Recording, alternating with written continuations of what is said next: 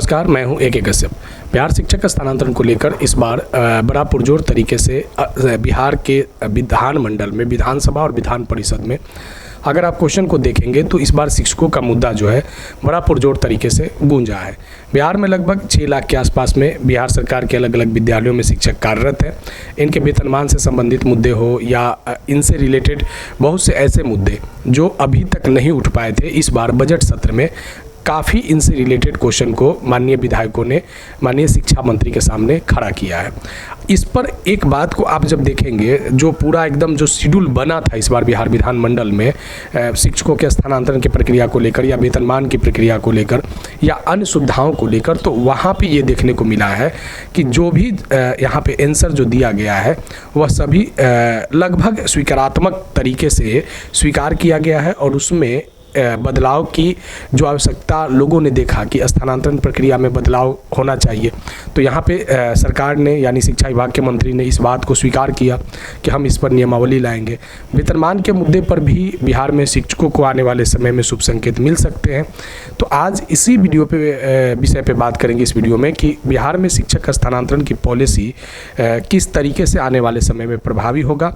BPSC TRE 1 के जो शिक्षक बच चुके हैं, पुरुष और महिला, TRE 2 वाले जो बचे हुए हैं और नए स्थानांतरण में इस बार बीपीएससी TRE 3 के जो 100% शिक्षक शामिल होंगे, तो उन लोगों के लिए कैसे यहाँ पे आने वाले समय में प्रक्रिया को तैयार किया जा सकता है। तो इस वीडियो को लास्ट तक जरूर देखिएगा। नए जुड़े हैं तो चैनल को जरूर सब्सक्राइब करके बेल आइकन को दबा दीजिएगा। वीडियो अच्छा लगेगा तो लाइक शेयर जरूर कीजिएगा। अगर कोई सुझाव होगा तो आप कमेंट में लिखिएगा।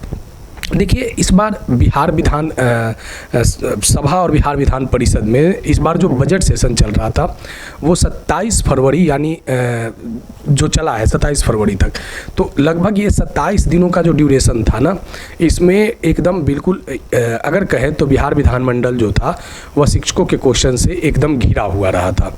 और यहाँ पे इस बात को स्वीकृति मिल चुका है कि आने वाले समय में बिहार में शिक्षक स्थानांतरण की नियमावली बनेंगे जिसमें बीपीएससी TRE 3 वाले को शामिल कर लिया जाएगा।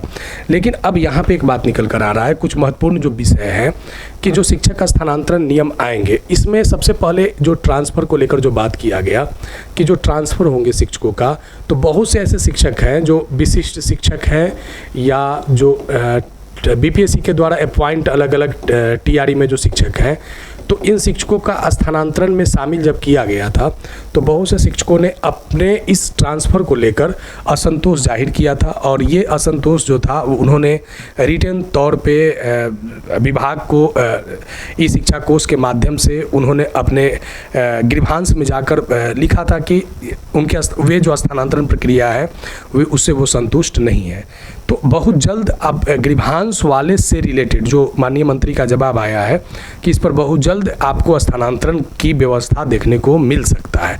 अब यहाँ पे बात आ रही है कि अगर शिक्षक स्थानांतरण को अगर ओपन किया जाता है तो 2 तरीके से स्थानांतरण प्रक्रिया अभी तक चलते आए हैं, जिसमें एक ऐच्छिक स्थानांतरण की बात चला है और ऐच्छिक स्थानांतरण के अलावे दूसरा स्थानांतरण जो है वह म्यूचुअल स्थानांतरण की बात चला है। और यहाँ पे जब म्यूचुअल स्थानांतरण की बात आती है तो ये एक ऐसा स्थानांतरण रहा था कि बिहार सरकार ने 2025 में म्यूचुअल स्थानांतरण के 1 महीने के लिए जब ओपन किया गया था, ई शिक्षा कोष पे जब पोर्टल ओपन किया गया था, तो लगभग 20,000 के आसपास में शिक्षकों ने बड़ी आसानी से म्यूचुअल ट्रांसफ़र को अपने पार्टनर को ढूंढ के बड़ी आसानी तरीके से और विभाग पर बिना कुछ उस तरीके के दारोमदार दिए हुए, क्योंकि स्वयं शिक्षक एक दूसरे अपने समान विषय में शिक्षक को खोजे और ट्रांसफ़र उन लोगों का हुआ।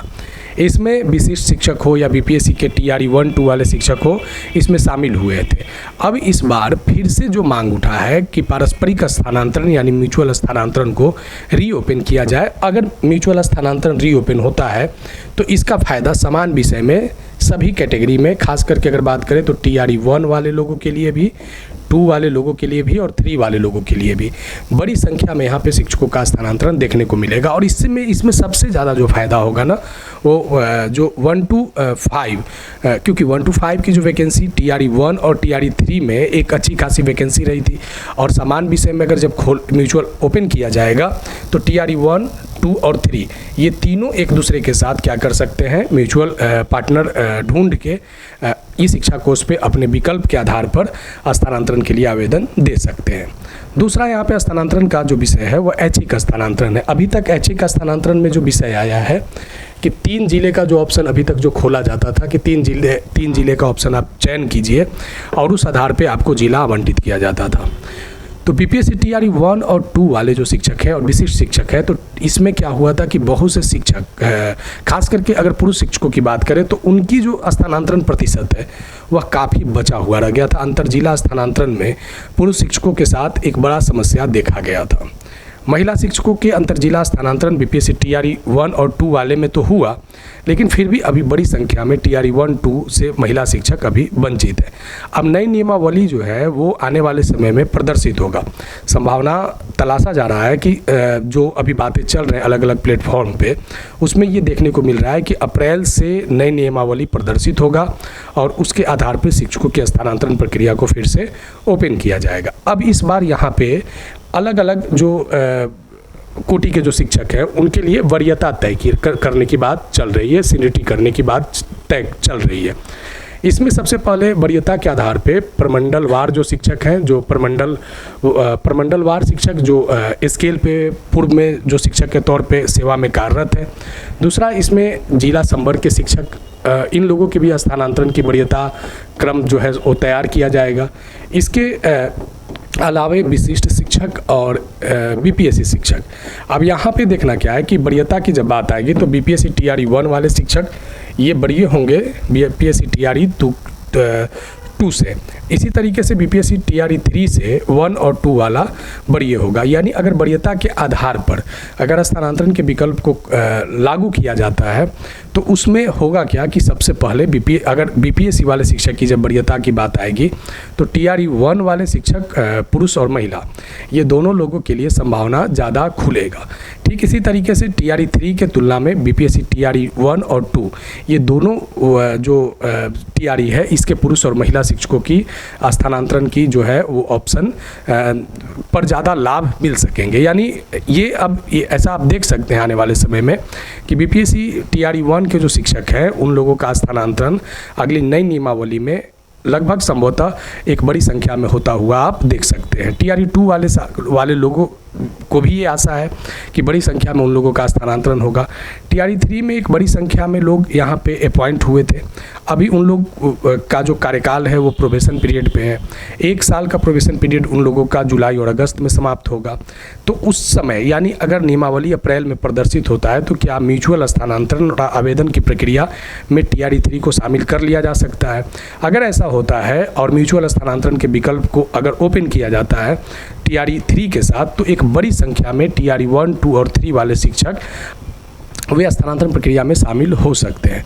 तो नियमावली का आना और म्यूचुअल स्थानांतरण का खुलना, साथ ही साथ ऐच्छिक स्थानांतरण, ये बिहार में शिक्षकों के लिए आने वाले समय में एक बड़ा शुभ संकेत हो सकता है। तो अप्रैल यानी जो अगला विद्यालय का जो सेशन होगा, संचालित होगा, तो उस समय ये बातें जो निकल कर आएंगे स्थानांतरण को लेकर, क्योंकि शिक्षक की आशा के साथ है। दूसरा, यहाँ पे एक जो बातें चल रहे हैं कि अगर भारत में अगर भारत सरकार इसको सेंसस अगर काउंट करवाता है तो उस समय सेंसस के में अगर शिक्षक लगे रहेंगे तो क्या उन लोगों का स्थानांतरण प्रक्रिया, जब तक जनगणना का रिपोर्ट नहीं आता है तो क्या तब तक जनगणना कार्य में लगे हुए शिक्षकों का स्थानांतरण नहीं हो पाएगा? अब आने वाले समय में इसको लेकर कितनी पारदर्शिता के साथ बातों को लाया जाता है जो शिक्षक के हित में हो। तो बिहार में शिक्षक का स्थानांतरण एक बड़ा महत्वपूर्ण विषय भी बना हुआ है और एक बड़ा महत्वपूर्ण समस्या भी बना हुआ है। तो बिहार में अभी भी लाखों की संख्या में जो टीचर हैं वो इंतजार में है कि उनके स्थानांतरण पॉलिसी को लेकर शिक्षा विभाग कितना जल्द काम कर पाता है और उन्हें कितना जल्द फ़ायदा मिल सकता है, ताकि वो अंतर जिला स्थानांतरण करवाकर अपने ज़िले के अंदर वो पदस्थापित हो सके। तो बिहार में शिक्षक के स्थानांतरण का जो विषय है ये आने वाले समय में नियमावली पर डिपेंड करता है। और क्योंकि बीच में ये बातें चले थे, अलग अलग प्लेटफॉर्म पे भी बातें चले थे कि 5 साल का ड्यूरेशन के बाद ही आप स्थानांतरण कर सकेंगे, लेकिन इस बार विधानमंडल में ये क्लियर हो गया कि इस तरीके की कोई बातों पर विभागीय रूप में चर्चा नहीं है। यानी नियमावली आएंगे तो उसमें सभी शिक्षक स्थानांतरण के लिए सहभागी बन सकते हैं। तो फिर मिलेंगे हम आगे स्थानांतरण से संबंधित कुछ महत्वपूर्ण अगर इन्फॉर्मेशन आते हैं तो। वीडियो अच्छा लगा है तो लाइक शेयर जरूर कीजिएगा। अगर कोई सुझाव होगा तो आप कमेंट में लिखिएगा। नए जुड़े हैं तो जरूर चैनल को सब्सक्राइब करके बेल आइकन को दबा दीजिएगा। मिलेंगे आगे नेक्स्ट वीडियो नेक्स्ट टॉपिक में। धन्यवाद।